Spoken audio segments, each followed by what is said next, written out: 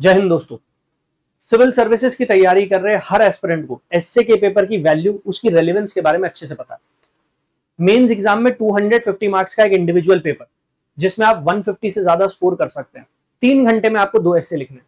लेकिन इस सब के बावजूद ज्यादातर यूपीएससी एस्पिरेंट्स जो मेंस देने जाते हैं उनके एसए में मीडियोकर मार्क्स आते हैं, मतलब 110 120 इतना ही स्कोर कर पाते हैं। कुछ चुनिंदा ऐसे होता है जो 150 160 का जो बैरियर है उसको भी बीट कर जाते हैं, उसको क्रॉस कर जाते हैं। और इसीलिए हम कहते हैं कि एसए का पेपर मेक या ब्रेक पेपर हो सकता है। ये आपको एक अच्छी रैंक भी दिला सकता है या फिर ये final merit list, final selection list से आपको बाहर भी कर सकता है। इस वीडियो में मैं आपकी हेल्प करने वाला हूं। 2013 से लेकर 2024 तक यूपीएससी ने जितने एसए पूछे हैं उनमें 8 मेजर थीम्स निकल कर आती हैं। हर साल यूपीएससी 8 टॉपिक आपको देती है और ये 8 टॉपिक जो होते हैं ये इन्हीं मेजर थीम्स के अराउंड होते हैं। मैं एग्जांपल के साथ आपको समझाने वाला हूं कि कैसे आप अगर पहले से ही एसए के पेपर को लेकर अच्छे से तैयारी करेंगे, अगर आप इसको लेकर अच्छी रिसर्च रखेंगे, देन डेफिनेटली आप 140 150 का जो बैरियर है उसको क्रॉस कर पाएंगे। सबसे पहले अंडरस्टैंड करते हैं क्या है ये 8 मेजर थीम्स जिस पर यूपीएससी रिपीटेटिवली क्वेश्चंस पूछती आई है। सो ये जो पूरा का पूरा एनालिसिस है ये 2013 से लेकर 2024 तक यूपीएससी का जो मेंस का पेपर हुआ एसए का, उसमें जो थीम्स आई हैं उसके अकॉर्डिंग सबसे पहले सबसे इंपॉर्टेंट थीम निकल कर आती है एजुकेशन एंड स्किल डेवलपमेंट। लगभग 8 से 10 इंस्टेंसेस ऐसे हुए हैं जहां पर इसी थीम के ऊपर एसए आपसे लिखवाया गया हो। तो आप ये मान लीजिए लगभग हर साल एक टॉपिक जो होता है उन 8 टॉपिक में से एक टॉपिक एजुकेशन और स्किल डेवलपमेंट के अराउंड होता है। फॉर एग्जाम्पल 2015 की अगर आप बात करेंगे तो जो एसए का थीम था वो था education without values as useful as it is seems rather to make man a more clever devil. कि भाई जो एजुकेशन है वो इंसान को एक क्लेवर डेविल बनाती चली आ रही है। बेसिकली यहां पर कहने की कोशिश ये थी कि हमारे यहाँ जो एजुकेशन सिस्टम्स है वो मॉरल डेवलपमेंट नहीं कर रहे, तो उसके अराउंड आपको ऐसे लिखना था। तो अगर आप देखेंगे जो की थीम निकल कर आई, role of education in nation building and social transformation, ये एक की हाईलाइट थी, की आइडिया था जिसके ऊपर आपको इस एस्से को बिल्ड करना था। अगर मैं 2016 की बात करता हूं तो स्किल डेवलपमेंट अ की टू इकोनॉमिक प्रोग्रेस 2016 ये थीम थी। Skill development and its linkage to employment and economic growth. ऐसे ही अगर आप देखेंगे 2017 में आगे चल के challenges in Indian education system such as access, quality and inclusivity. तो ये बेसिक थीम है, ये मेजर थीम्स है जिनके अराउंड यूपीएससी ने आपसे एस्से लिखवाया है। अगर आप थोड़ा ट्रेंड को एनालाइज करेंगे तो आपको ये रियलाइजेशन होगा कि जब हम बात करते हैं एजुकेशन की, स्किल डेवलपमेंट की, तो यूपीएससी एक टॉपिक उठाती है और उस पर आपसे क्वेश्चन पूछती है। ज्यादातर ये टॉपिक जो होता है ये करंट इश्यूज जो चल रहे हैं, करंट ट्रेंड्स जो चल रहे हैं उस पर बेस्ड होता है।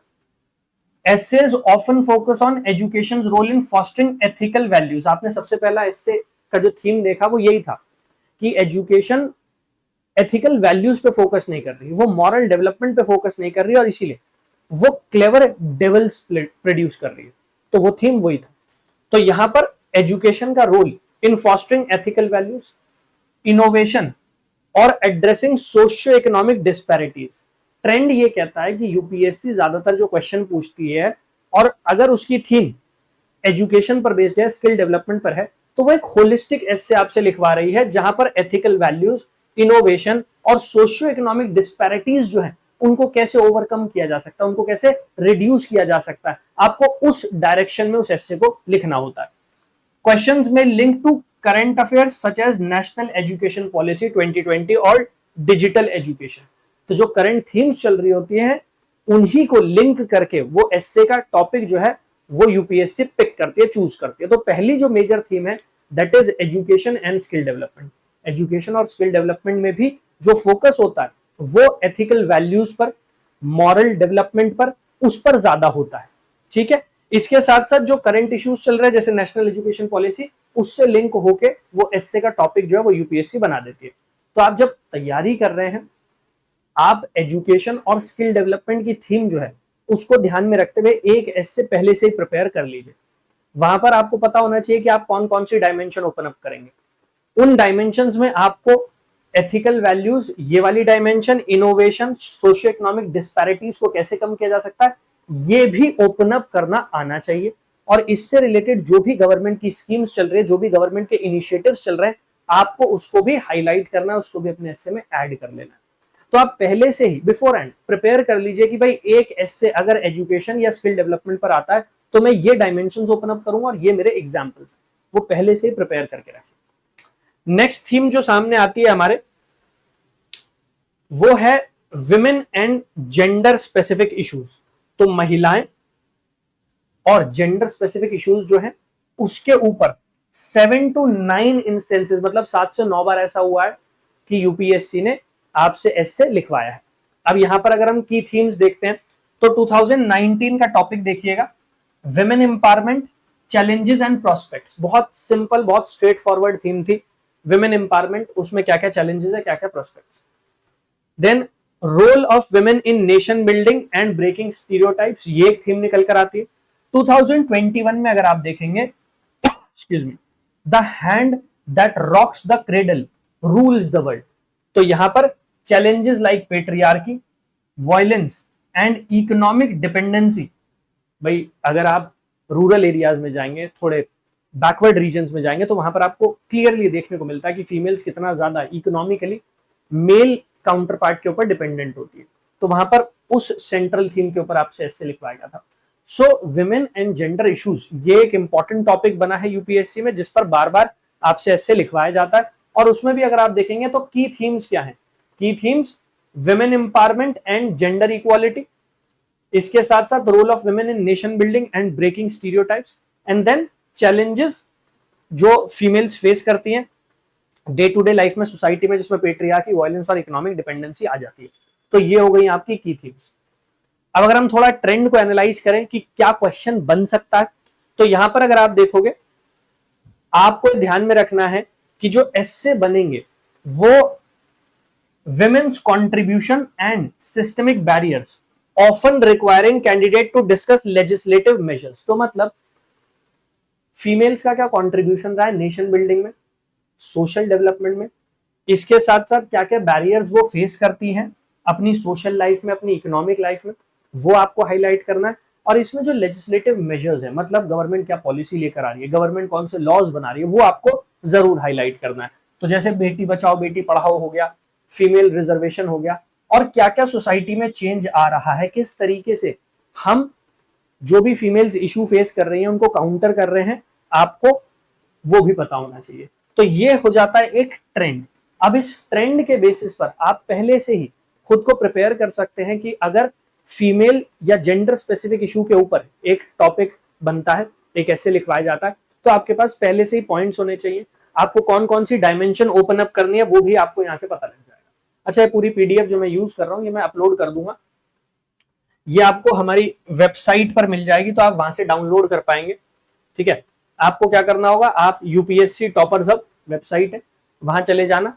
तो यूपीएससी टॉपर्स हब हमारी वेबसाइट है, जब आप उस पर लॉग इन करोगे, जब आप वेबसाइट के ऊपर आ जाओगे, तो यहां पर आकर ना आपको फ्री यूपीएससी स्टडी मटेरियल का सेक्शन मिलेगा। इस फ्री यूपीएससी स्टडी मटेरियल के सेक्शन में आप नीचे की तरफ जब आप आ जाएंगे, आई थिंक इंटरनेट थोड़ा सा स्लो चल रहा है, ठीक है, चलो कोई नहीं, जैसे ही ओपन अप होता है मैं आपको समझा दूंगा।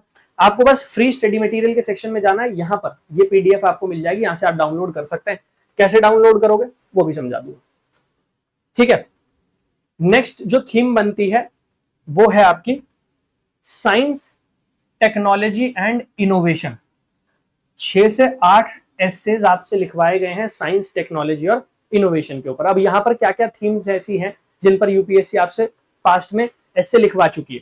सो 2020 में एक टॉपिक आया था, technology as the silent factor in international relations.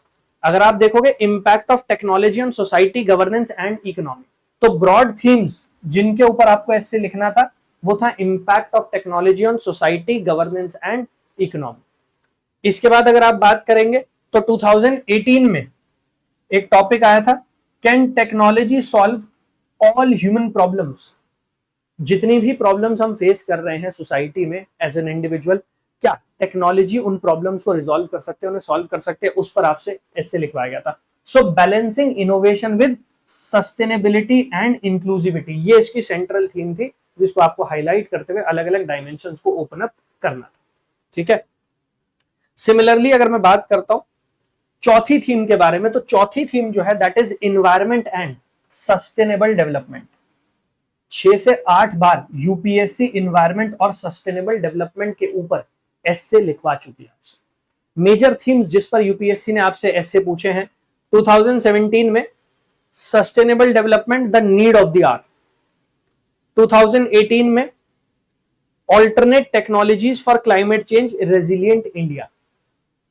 तो इन्वायरमेंट और सस्टेनेबल डेवलपमेंट ये ना केवल जीएस पेपर 3 मेंस में एक इंपॉर्टेंट टॉपिक हो जाता है, अगर आप देखोगे एसए में भी एक बहुत इंपॉर्टेंट थीम है जिस पर बार बार यूपीएससी एसए पूछती आई। अगर आप करंट ट्रेंड्स को देखते हो तो आपको किस तरीके से इस थीम को प्रिपेयर करना चाहिए, आपका जो एसए होगा, the essay should focus on India's environmental policies, global commitments, often requiring candidate to propose actionable solution. तो आपको सबसे पहले इंडिया की इन्वायरमेंटल पॉलिसीज की हमारी गवर्नमेंट क्या कर रही है, कैसे हमारे रिन्यूएबल एनर्जी को बढ़ावा दिया जा रहा है, प्रमोट किया जा रहा है, चाहे वहां सोलर एनर्जी की आप बात करें, चाहे आप विंड एनर्जी की बात करें, वो सब आ जाएगा। इसके साथ साथ ग्लोबल कमिटमेंट्स, ग्लोबल लेवल पर कौन कौन सी कन्वेंशन हो रही है, कौन कौन सी ट्रीटी हो रही है, जैसे पेरिस एग्रीमेंट है, पेरिस एग्रीमेंट में इंडिया ने क्या कमिटमेंट किया, नेट जीरो टारगेट्स सेट किए गए हैं, इंडिया का नेट जीरो 2070 का टारगेट है, वो सब आपको ऐसे ऐसे में हाईलाइट करना होता है, वो सब ऐड करना होता है। ठीक है, तो ये हमारी चौथी थीम हो जाती है।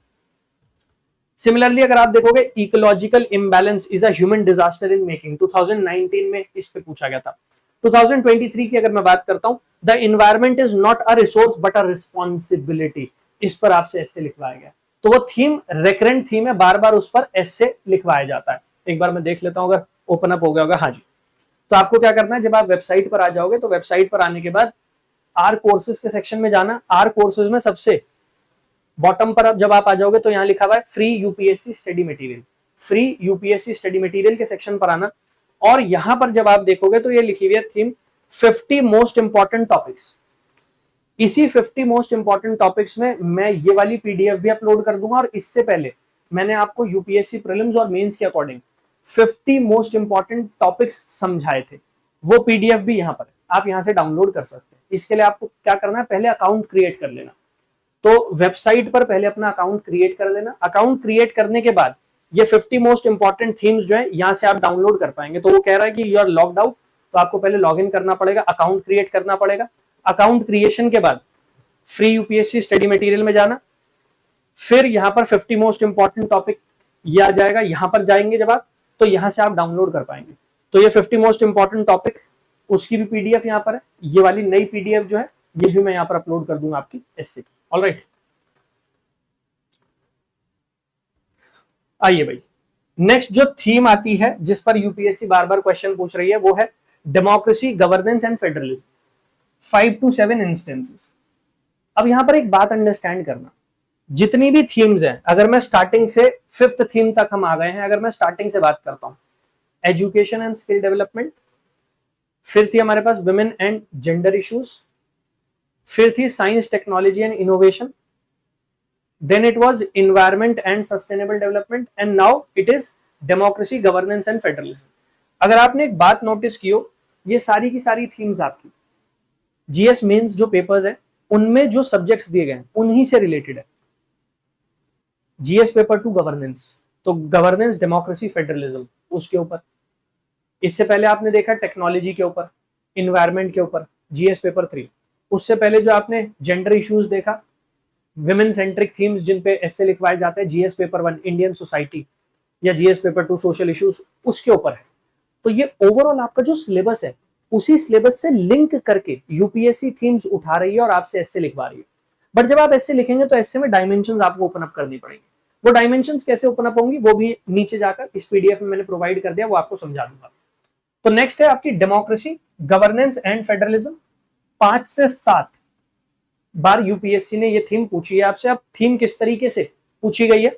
2016 में एक टॉपिक आया था, is the Indian democracy living up to its ideals, कि भारतीय लोकतंत्र जो है उसके जो आइडियल्स हैं, उसके जो प्रिंसिपल्स है, क्या इंडियन डेमोक्रेसी उन्हें फुलफिल कर पा रही है। 2016 में था कोऑपरेटिव फेडरलिज्म, मिथ और रियलिटी, मतलब फेडरलिज्म के ऊपर। 2020 में role of good governance in inclusive development, ठीक है। So good governance is key to prosperity. So बार बार यूपीएससी गवर्नेंस, फेडरलिज्म, इसके ऊपर आपसे ऐसे लिखवा रही है। अब यहां अगर आप देखेंगे तो 2018 में क्वेश्चन था, is India still a functioning democracy. 2022 में था, federalism is not a mere structure but a way of life. So federalism बार बार पूछा जा रहा है, रिपीट हो रहा है, तो आपको फेडरलिज्म उसको अच्छे से कवर करना है। सिर्फ पॉलिटिकल डायमेंशन ही नहीं, उसकी economic dimension, environmental dimension, social dimension, आपको वो डायमेंशंस भी पता होनी चाहिए, जिससे आप जब एस्से लिख रहे हैं तो अलग अलग डायमेंशन को आप टच कर पाए। नेक्स्ट जो सबसे डिफिकल्ट हो जाता है आपके लिए हैंडल करना, वो है फिलोसॉफिकल और एथिकल इश्यूज। 5 से 7 इंस्टेंसेस ऐसे हुए हैं जहां पर प्योर फिलोसॉफिकल या एथिकल इश्यूज जो है उनके ऊपर यूपीएससी ने आपसे एस्से लिखवाया है, और ये सबसे डिफिकल्ट भी हो जाता है आपके लिए। जैसे 2017 में happiness is not an ideal of reason but of imagination. अब बहुत ही ज्यादा अगर आप देखोगे फिलोसॉफिकल एस्से। 2020 में अगर आप देखोगे, compassion is the basis of all morality, इस थीम के ऊपर लिखवाया गया था। Balancing individual aspirations with collective good, आपको ये बैलेंस जो है वो बैठाना पड़ेगा अपने एस्से में। सिमिलरली अगर मैं और इंस्टेंसेस देखूं जहां पर फिलोसॉफिकल टाइप के ऐसे पूछे गए, the best way to find yourself is to use yourself in the service of others, Gandhi ji. The mind is its own place and in itself can make a heaven or hell, a hell of heaven, 2023। So these are the most difficult of all the types of essays। एक philosophical essay को build करना वो बहुत मुश्किल हो जाता है। वो तब आप कर पाते हैं जब आपको पता हो कि ये बात किसने बोली है और किस तरीके से बोली गई है। अगर वो आपको आइडिया होता तो आप इसे बिल्ड जरूर कर पाते हैं। एंड फाइनली 7th थीम जो है that is social justice and inclusive development. Social justice और inclusive development again GS paper 1, GS paper 2, अभी हमने बात की थी इंडियन सोसाइटी की, सोशल इश्यूज की बात की थी, उस पर ही लिखवाए जाते हैं आपसे ऐसे। Poverty anywhere is a threat to prosperity everywhere, 2018 में ये थीम थी। 2019 में एक टॉपिक दिया गया था, inclusive growth is the foundation of sustainable development, 2019 का। 2023 की अगर मैं बात करता हूं, social justice is the signature of a civilised society, की एक सिविलाइज्ड सोसाइटी जो है वो सोशल जस्टिस इंश्योर करती है। 2021 में an empowered society is one where everyone has equal opportunity, again equality की बात हो रही है, सोशल जस्टिस की ही बात हो रही है। And finally globalisation and its impact, 4 से 6 बार ऐसा हुआ है कि इस टॉपिक या इस थीम के ऊपर यूपीएससी ने आपसे ऐसे लिखवाया है। जैसे 2017 में और 2019 में अगर आप देखेंगे, ग्लोबलाइजेशन वर्सेस नेशनलिज्म, 2019 में India's role in globalised world. इसके अलावा 2016 में has globalisation delivered on its promise in India, and 2020 में the world is a single family reality और एस्पिरेशंस। तो ये 8 सबसे इंपॉर्टेंट थीम्स हैं जिन पर बार बार आपसे ऐसे लिखवाया जाए। Now while you are preparing for the essay paper, you have to make sure कि आप सबसे पहले इन 8 थीम्स उनको प्रिपेयर कीजिए। कैसे आपको प्रिपेयर करना है? सबसे पहले ये देखिए कि यूपीएससी ने जो आपसे एसे लिखवाए वो ग्लोबलाइजेशन में किस पॉइंट ऑफ व्यू से पूछे गए, जैसे इंडिया का रोल वो हाईलाइट करने को कहा गया है।